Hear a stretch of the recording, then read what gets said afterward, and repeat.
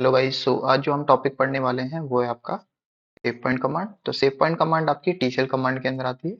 Save point command वो SQL command है जिसका यूज करते हैं हम एक सेव पॉइंट क्रिएट करने के लिए। अब इस सेव पॉइंट क्रिएट करने से हमारा होगा क्या कि हमें क्या करना पड़ेगा। जब हम फॉर एग्जांपल रोल बैक कर रहे हैं तो हम ना उस सर्टेन जो भी हमने पॉइंट बनाया है सेव पॉइंट, वहां तक हम रोल बैक कर सकते हैं। हम ना पूरी एंटायर ट्रांजेक्शन को रोल बैक नहीं करेंगे। आई थिंक क्लियर हो गया होगा।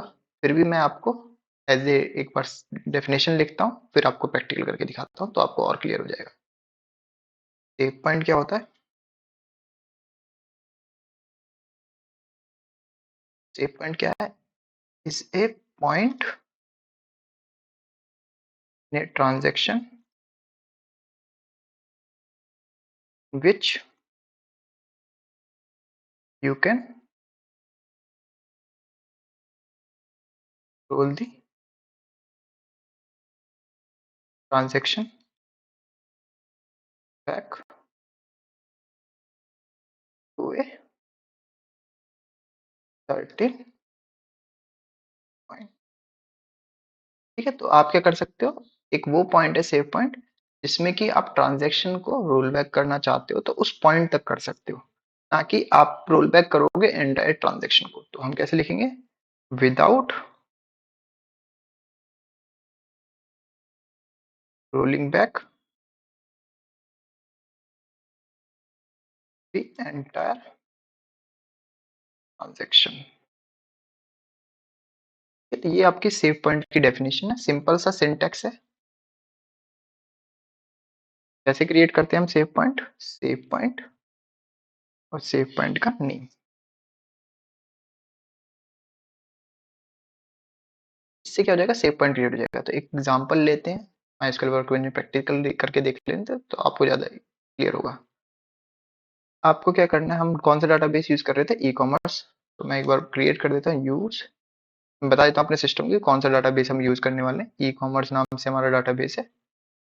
देन हम क्या करेंगे, एक बार चेक कर लेते हैं कौन कौन सी टेबल्स हैं। एक बार टेबल में ओपन करके देख लेता हूँ। तो टेबल यूजर नाम की टेबल है, इसे ओपन कर लेते हैं। यूजर नाम की टेबल आप देख सकते हो, तो इसमें कुछ डाटा है 10 रिकॉर्ड। अब मैं दो रिकॉर्ड इंसर्ट करता हूँ।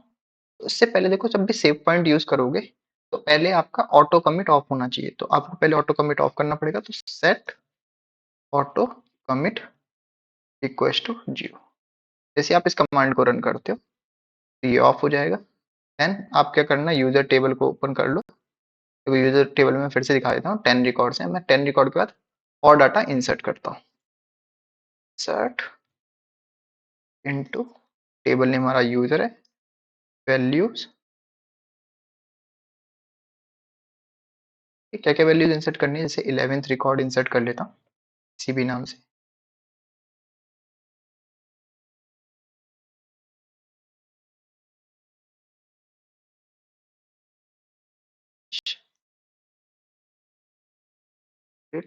yopme.com और पासवर्ड दे देते हैं 45 एंड एज एंड 27।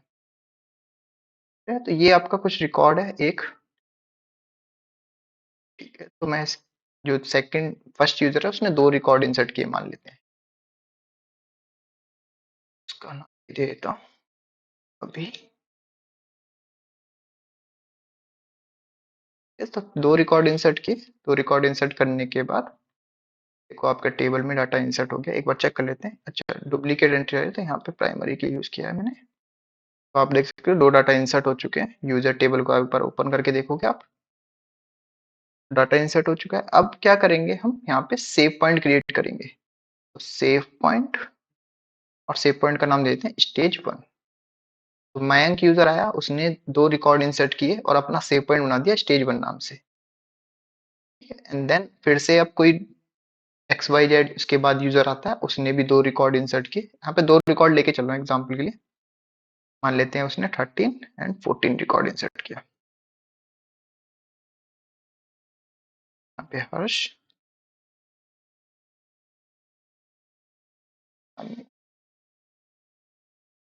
तो हर्ष और हन्नी का डाटा उसने इंसर्ट किया।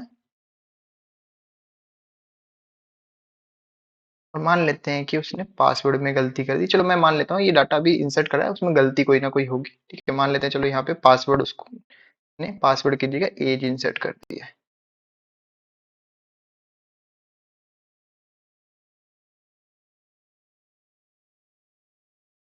डाटा टाइप देखना पड़ेगा, वो इंसर्ट कर लेते हैं। चलो ठीक है, एज कर दिया और यहाँ पे हमारा पासवर्ड इंसर्ट कर दिया है।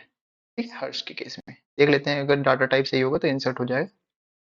ठीक है, इंसर्ट हो चुका है। यूजर टेबल में आप चेक करो, देखो दो डाटा इंसर्ट हो चुका है। तो ये गलती से यहाँ पे पासवर्ड इंटर कर दिया और यहाँ पे एज, ठीक है, मतलब मिसमैच कर दिया उसने डाटा इंसर्ट करते वक्त। तो अब उसने अपना सेव पॉइंट का नाम दे दिया स्टेज 2। ठीक है, अब देखो मेरे को क्या करना पड़ेगा, यूजर टेबल को मैं दिखा देता हूँ एक बार।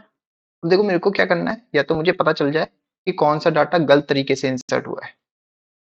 ठीक है, तो मैं क्या करूंगा, उसको डिलीट करके ऐड कर दूंगा या मॉडिफाई कर दूंगा। पर यहाँ पे तो कम रिकॉर्ड इंसर्ट करने पड़ रहे हैं।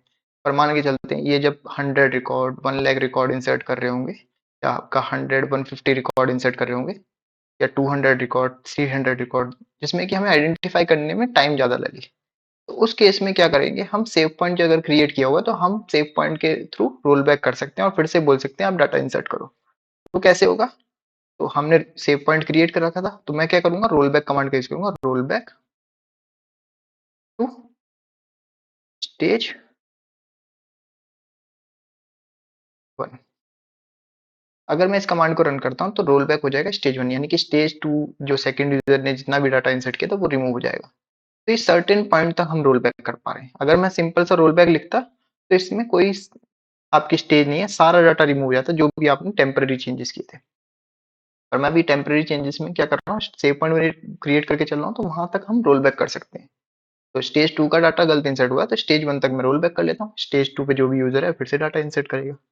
तो जैसे ही मैं रोल बैक टू स्टेज 1 करके कमांड को रन करता हूँ, यूजर टेबल को ओपन करता हूँ, तो आप देख सकते हो 13 और 14 रिकॉर्ड रिमूव हुए। क्यों, क्योंकि स्टेज 1 के बाद वो डाटा इंसर्ट किया गया है।